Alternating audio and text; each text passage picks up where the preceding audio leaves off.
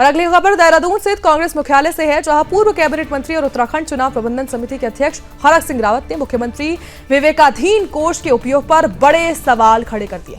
देखिए, हरक सिंह रावत ने आरोप लगाया है कि चंपावत और उधम सिंह नगर में आरटीआई से मिली जानकारी से सामने आया है कि कुछ लोगों को हर साल करीब 2 लाख रुपए की सहायता दी जा रही है। उन्होंने कहा कि साल 2024-25 और 2025-26 में एक ही परिवार को बार-बार धनराशि दी गई। रावत ने यह भी कहा कि कुछ भाजपा पदाधिकारी जो हैं, उनके सदस्यों को 3 से 5 लाख रुपए तक की आर्थिक मदद मिल गई। वहीं इन आरोपों पर भाजपा की ओर से प्रतिक्रिया भी सामने आई।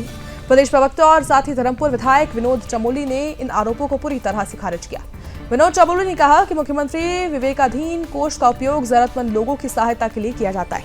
उन्होंने स्पष्ट किया कि ये राशि जो है बीमारी, आर्थिक रूप से कमजोर लोगों की मदद और कई मामलों में बेटियों के विवाह जैसे उद्देश्यों के लिए दी जाती है। उन्होंने ये भी कहा है कि ये जो कोष है, मुख्यमंत्री के विवेक पर आधारित होता है और इसमें किसी प्रकार की अनियमितता नहीं है। नाम पर चाहे चंपावत और उधम सिंह नगर 2 जनपदों में हमने मुख्यमंत्री विवेकाधीन कोष के लिए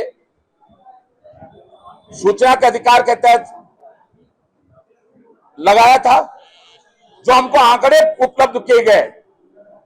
कुछ लोगों को हर साल, मैं आपको वो नाम उपलब्ध करा दूंगा, कुछ नाम जिनको 2 लाख रुपए 23-24 में भी, 24-25 में भी और 25-26 में भी, एक ही परिवार को, और कुछ ऐसे परिवार जो भाजपा के पदाधिकारी हैं, उस व्यक्ति को भी, उसकी पत्नी को भी, उसके परिवार के कई सदस्यों को 3-3 लाख, 4-4 लाख, 5-5 लाख मुख्यमंत्री विवेकाधीन कोष से, ये बहुत बड़ा घोटाला है।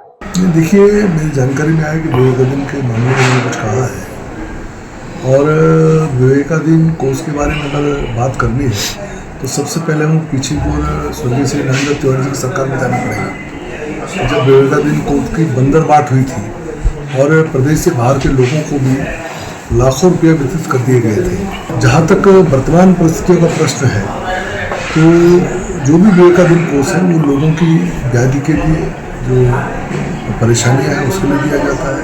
मोस्टली कई बार लड़कियों की शादी के लिए जाता है, और आदमी जो गरीब है, जो कमजोर वर्ग का व्यक्ति है, उसको एक आर्थिक सहायता के रूप में हम उसको देखते हैं। तो मैं समझता हूँ कि इसमें कोई अनियमितता सामने नहीं आती है, क्योंकि इसको विवेकाधीन कोष इसीलिए कहा गया है कि ये माननीय मुख्यमंत्री के विवेक पर आधारित है कि कब किसको कितना